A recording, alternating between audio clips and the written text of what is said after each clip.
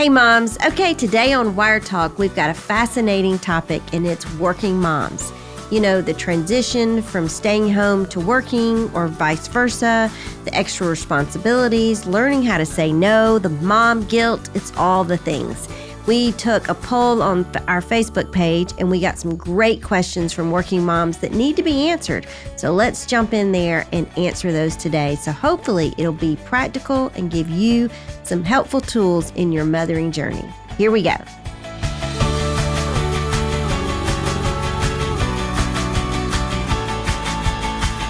Well, hello, moms, and welcome to Wire Talk. We are so glad you are here with us today. Can't believe it's already the 15th of August. Woo, it's been a hot summer. Hot summer. Well, Georgia's summer kind of started off cool. Yeah. And then all that rain came in, and it was like, I'm coming for you. I know. And when it came, it came, people. It came a little late, but it came. And I will say, though, with the heat brings thunderstorms. And you know I love me a good thunderstorm. Yeah. Us Georgia girls love a good thunderstorm. I know. A lot of people don't, but I do. And where's my favorite place in the house, Emily? Outside on the back porch. Outside on the back porch. And let me tell you, I've been getting some good naps in here lately. Listen, it's one of my favorite places too. And I'll call you and Dad will call me back. She's napping. I'm like, oh, okay, sounds good. It's more of like I'm jealous that you get a nap, not that I'm angry that you're getting a nap. I'm like, because I know Mom's going to take a nap. She's going to wake up. She's going to have her afternoon cup of coffee. And I'm not there to have it with her. It's true. Y'all, it's bad. And I cannot nap in the house. I don't know what it is about me, but I cannot nap anywhere in the house. But on that porch. Well, you probably think of everything else that needs to get done in the house. I think it's just the birds. They're chirping. In the house, it's almost too quiet. Oh, yeah. But the heat, and I got those fans going, and guys, then the birds. It is magical. It just sort of lulls me to sleep. And yeah, I'm not a big napper other than the summer whenever I nap on the porch. Oh, but sometimes even in the fall, like when Dad's got a fire going on and you've got a blanket. Nice too. Your dad did come out there the other day to talk.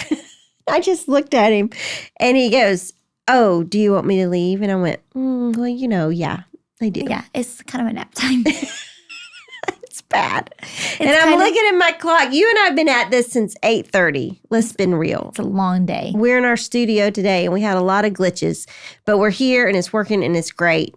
But ladies, it's now 5 after 2.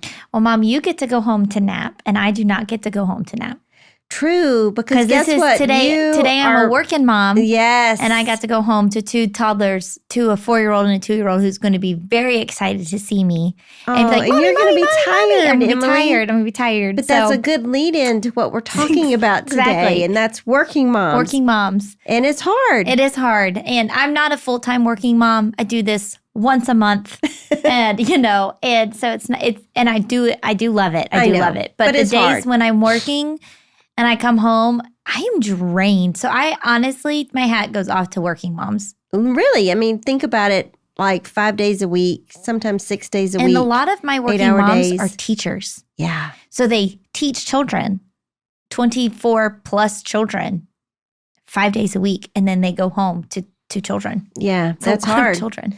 Well, because it's so hard, I'm glad we're devoting a whole episode to this. Yes. And it's, the episode topic is working moms. So let's just dive in. I love that. Yeah. And what the hard part about working moms is I've noticed that even the church doesn't really have a good spot for them. No one's really loving on working moms. They do provide childcare for everybody to go to service and then, small group and stuff like that. But other than that, that's why we have Birds on a Wire. Yeah. But did you know, I think this is interesting, and I think you told me this Mother's Day, that the third highest attending day of church is first it's Christmas, Easter, and then it's Mother's Day. So really mothers are just amazing. It's true. I mean, because what do moms want for Mother's Day? They want their family to go to church. Right. Exactly. I mean, listen, now, just to clarify myself, I love church and I'm a big church goer and I'm all about it. And that's why whenever churches do something for moms, man, they call me to talk and I'm like, yes, I will be there. Absolutely. Yes. If you're going to open up your doors for moms to gather and y'all to pour into moms 100%.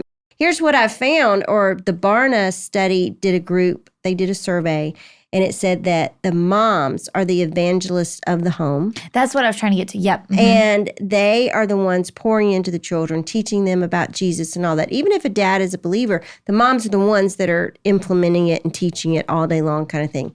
But also they said that in the survey, they found that the moms did not feel supported by the church.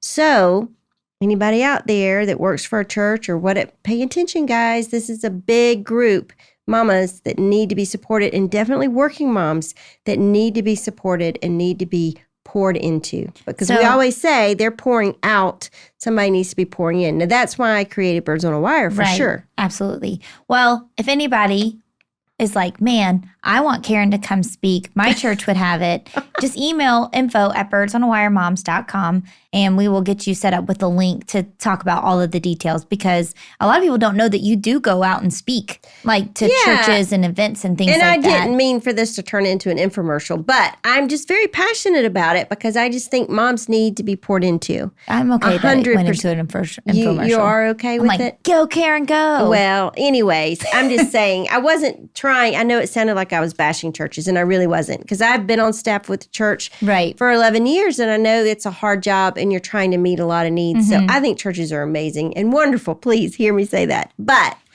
we need to be doing more for our mamas. Absolutely. As a whole. All right. Well, let's dive on into some questions. Let's dive into this topic today. Working mamas. All right. Question 1. I just need prayers for when I'm in the thick of it, for when I feel like it's all on me, for when I feel, despite not taking any time for myself, I cannot manage. For days when I have no help at home and deliverables at work. I have 2 littles, 5 and 9, a demanding job I love, and a husband that works a lot. I'm also yellow and having a hard time saying no to the fun stuff. Sweet little mama. I just want to give her a hug. I know. Well, she is in the thick of it. She is. And it is no joke. She's right. So here are a few practical things that I think might help her. First off, the good news is your children are not littles. They're not a 2 and 3. They're 5 and 9. And so therefore, I think of like Evie and Harper. They're 9 years old and almost 5. And they play really well together as cousins. So as a working mom, I would just sort of get like a play area close to where you're working, get them set up. So like for Evie and Harper, they both love crafts, and if I have the craft stuff out, usually at your dad's office with the scissors, the tape, the paper, the markers, the pens, all the things, they will stay in there and create. A long time, like a couple of hours. Now, maybe that's not your kid's thing. Maybe your child's thing is Barbie dolls or make-believe or whatever it is. Or if you have boys, PlayStation, trucks, toys, trains, all those kinds of things. They usually love all that kind of stuff. So I would sort of try to create an area near where you are so you can sort of see them, while you're working and trying to get your stuff done. Then you have rest time. Now, I know a 9-year-old and a 5-year-old probably are not going to be taking naps, but during the summer, and that's the hard part when it's during the summer and they're not at school. So during the summer, just say, okay, we're going to have rest time after lunch, and you're going to go to your room and read or play quietly in your room, not together, but separate. And that is a couple hours, maybe 1 hour. I was about to say maybe 1. Yeah, maybe 1 hour that the mom could get. But it's really hard, and I know that even in those things, the mom may be pushing back. Well, they don't play well together, or they don't do this, or they don't do that. And that may be the case. Yeah. So you may have to just hire a sitter to come in. Whenever you have those times of deliverables that have to be done, just hire a sitter for like 2 to 3 hours, 4 hours to come in to keep them occupied, take them to the park, take them to the pool kind of thing. Because I know even with you, whenever you do your cookie business, if you have a big cookie order, you hire a sitter to come just play at the house with your kids so you can knock out those cookies. 100%. Yeah. So the thing about it is we have to be creative in the way we have to think outside the box as a working mom. And that's what makes it even harder. It's that you have deliverables that you have to deliver at work, you have deliverables with your children, you have deliverables in the home, all the things. And then I would just also sit down with your husband and just say, honey, I'm exhausted. I need some help. Maybe you could, help me with dinner ideas. We could look up some crock pot recipes, something that could be cooking all day and that I don't have to figure it out. Make a meal plan. I know whenever I worked, I would tell Greg, like, if you will plan the menu for the week, I will make it. But me just thinking of it, going to the grocery store, getting all the things, this is exhausting. And he would do that. He was like, yeah, I can do the menu. I'll even go to the grocery store for you. And I'm like, He still does that. yeah, he does. And it's really nice. So have a conversation with that and see if that helps. So last resort, I would think about hiring a sitter just for those times that are just crunch times that you got to get the projects out. And your boss is like, this is not a wait situation. We have to have it. Right. What about like the yellow in her? Because I know you can relate to that 100%. Yeah, I can 100%. And she says she always wants the opportunity for fun. But listen, even yellows, mamas, even yellows have to learn self-discipline. And I know it's hard. In every temperament, there's something that we always have to combat. You know what I'm saying? And for a yellow, it's you got to sometimes choose work over fun. And we always want the fun. Yeah. So this is just where you got to put on your big girl panties and just say, all right, Lord, give me the discipline to get this job done. Yeah. And then whenever you do, go have a party. That's right. So if this mama was sitting with us in the office today and you could talk to her, what would the one practical tip you'd give her? I would just say to be creative and in your approach of trying to balance work and life. And it's what works for you may not work for another family, and that's okay. Do what works best for you. Absolutely. Yeah. Yep. That's great. All right, moving right along. Question number 2. What in the world do working moms do with their kids during summer? Camps are crazy expensive, especially when you have multiples, and kids aren't always able to go to the office with you. Listen, she is not joking. Camps are so expensive. I know. Yeah, that's one reason I never put my kids in camps. Yeah, I mean, y'all, unless it was a church camp, and even that was so expensive. My kids didn't really go to overnight camps and stuff like that. It was just even too like expensive. day camps, like the ballet camp I was looking at for Harper was like $180 for 3 days. I was like, oh, we're just gonna do that at home. So yeah, no, it's no joke. Okay, here's my solution. And y'all may laugh at me about this, but VBS. VBS is it takes care from 9 till 12. And that is, a lot of hours. I'm trying to count them up. Was that 4? 3? 3 hours. Yeah, I was thinking 4 isn't right. So yeah, 3 hours of solid time where, you don't even have to go home. You can go to a coffee shop, plug in and just start getting to work and knocking it out. And then when they come home, maybe they're tired, give them the rest time like we talked about. So that's one option. Another option is pick maybe one camp for the summer. And if that is an overnight camp or a full day camp or whatever, that gives them plenty of time. Like I know our church does the Woodlands freestyle camps and they come in. And so you drop off the kids at 8:30 in the morning till 4 in the afternoon. And it is expensive, but that's a full day of work. And if you got that in a good season for the summer, so you could do a couple of VBSs, a full day camp like one, or overnight would even be better, and then it lasts a week. And then the last resort is sitters. Yeah. I know it's hard and it's expensive. The thing is being a working mom comes with a lot of challenges. I can imagine. Yeah. I think at one point, Kelsey and I hired the same sitter. And we just split the cost, which was amazing. Oh, too. yeah. Because they can get expensive, but, our kids love having sitters too. Yeah. Which is great. Well, because they play with them. Yes. And that's what they want. Yeah. They want to be entertained. Yes. Yeah. Exactly. So what would your practical suggestion for approaching summer every year be for the moms? I think you're going to have to either pay to take, entertain them or just get creative. It's not a great solution, I know, but there's really not a lot of choice out there. You know what I'm saying? And 9 times out of 10, it boils down to paying somebody to do it. Yeah. Because you can't just tell your boss, hey, I'm out for 3 months. Yeah. It doesn't work that way. I would imagine it wouldn't work that way. Yeah, no. Bosses don't like that for some reason. I can imagine so. Question 3. I'm a mom to a 6-month-old who's just starting to go to daycare. We were blessed to have my mom watching her for the first few months after I went back to work. But after the first week of daycare drop-off, I'm a wreck. Mornings are so chaotic, trying to get myself and her ready for the day. My husband does what he can, but she prefers me and I need to nurse her anyway. It just seems like it falls more to me. I feel guilty when I walk away from her in the morning and guilty when I leave work to pick her up. Is mom guilt an unavoidable part of working? Sweet little mom. Well, unfortunately, I do think mom guilt does play into this. And the babies, I just think always do want their mamas, for whatever reason. Probably because you're such a good mama. She just wants you.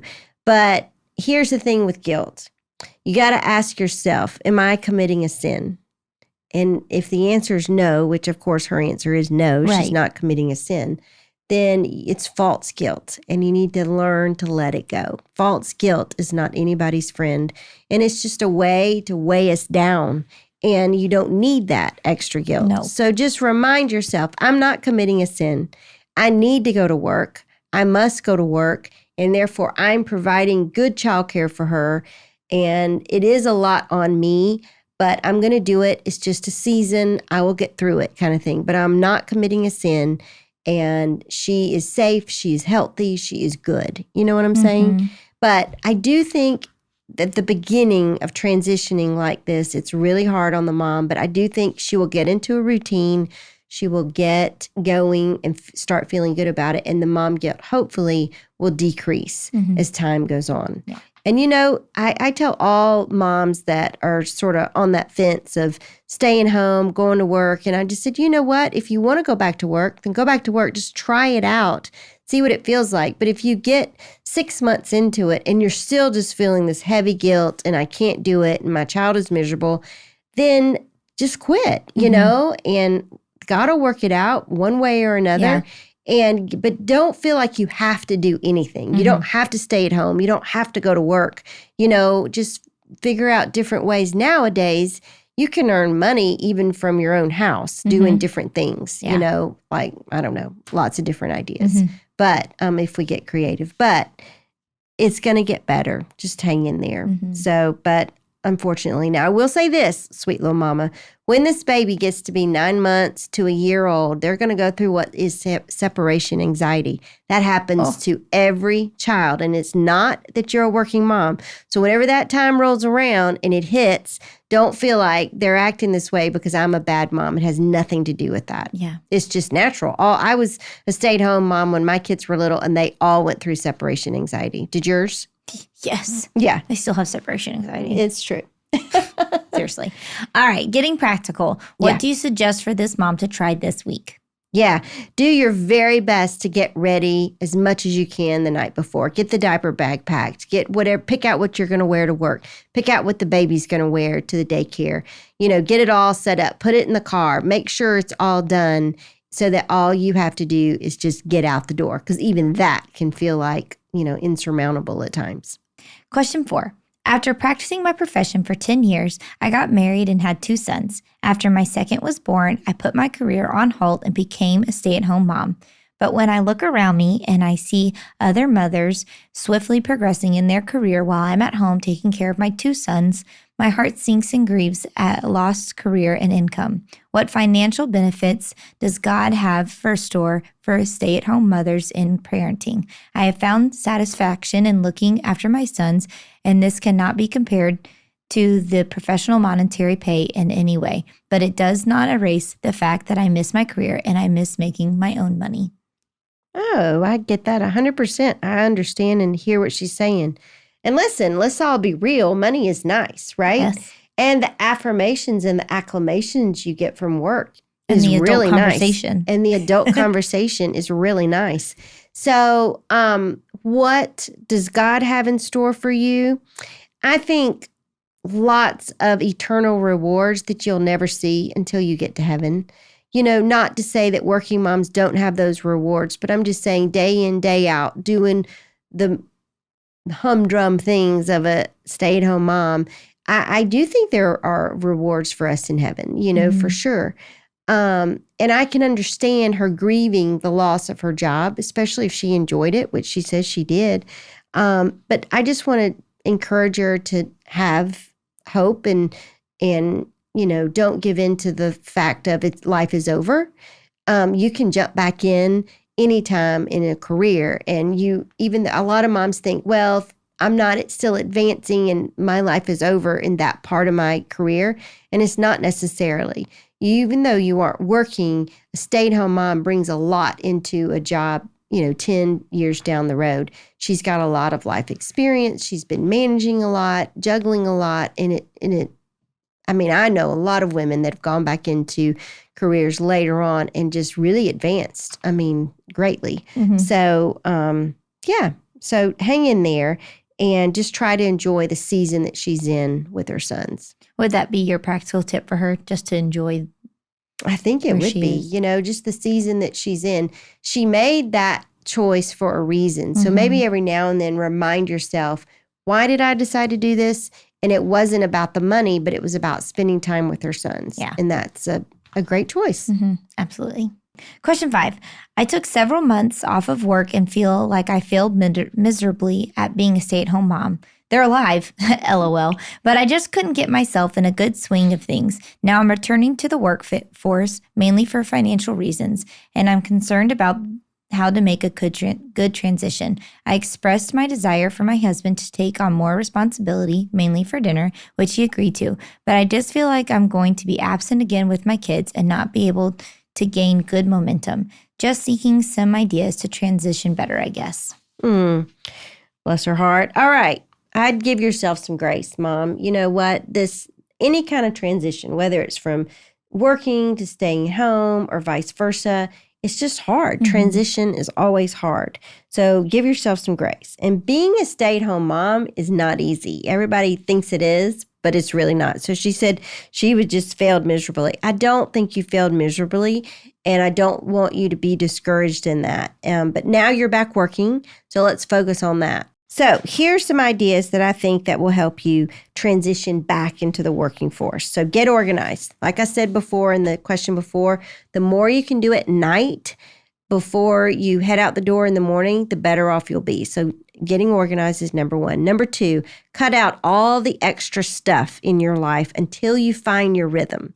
So anything extra that's taking up extra space, cut it out, get rid of it.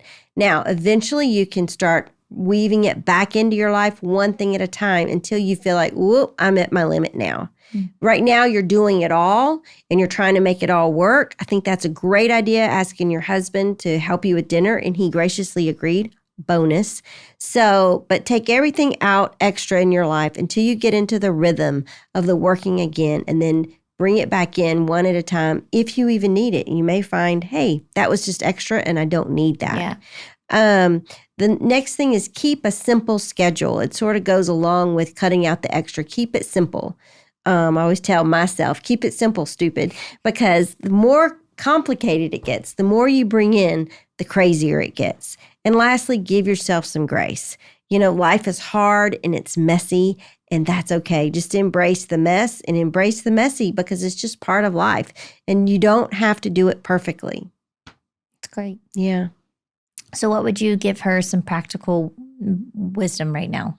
For a working mom that is been staying home and now is back working, my biggest takeaway is progress over perfection. That's my new theme. Progress like your new mantra. Yeah, it is. Progress over perfection, because you know what?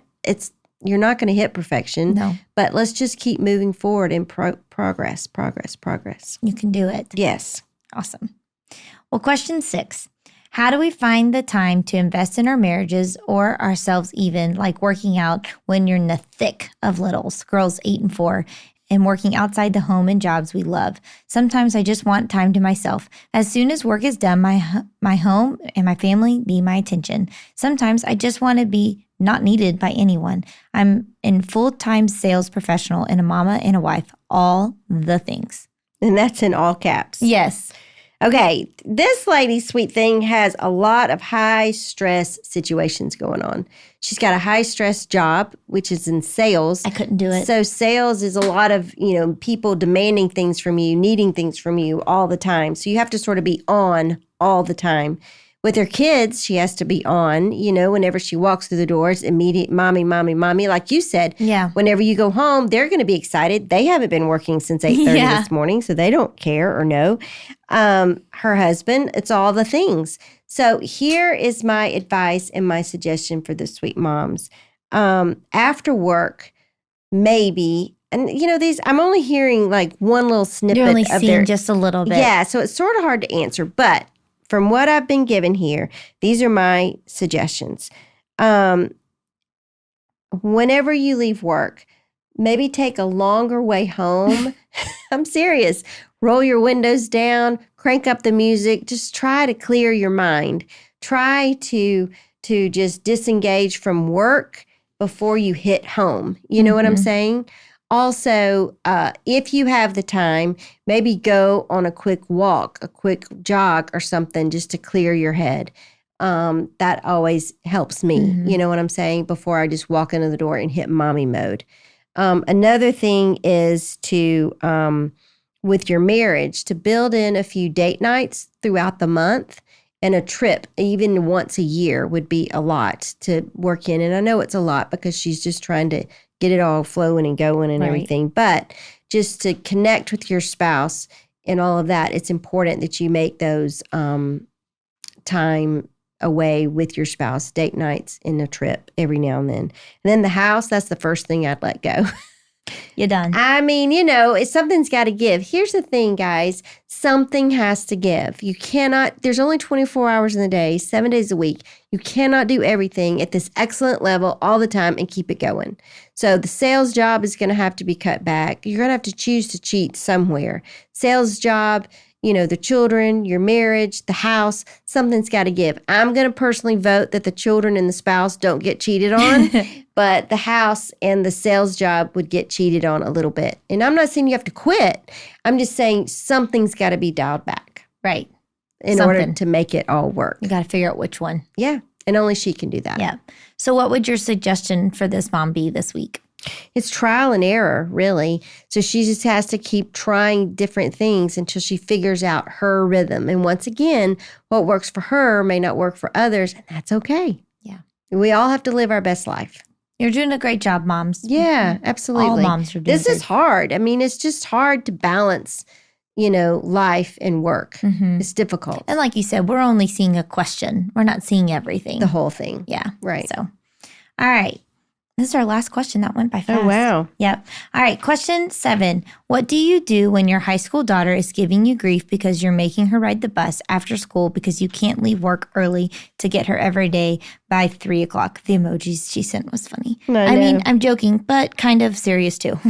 Well, honestly, I would tell your sweet little teenage daughter, this is life. And I'm sorry, sweet pea, but if you want all the things that you want, it comes with a price tag.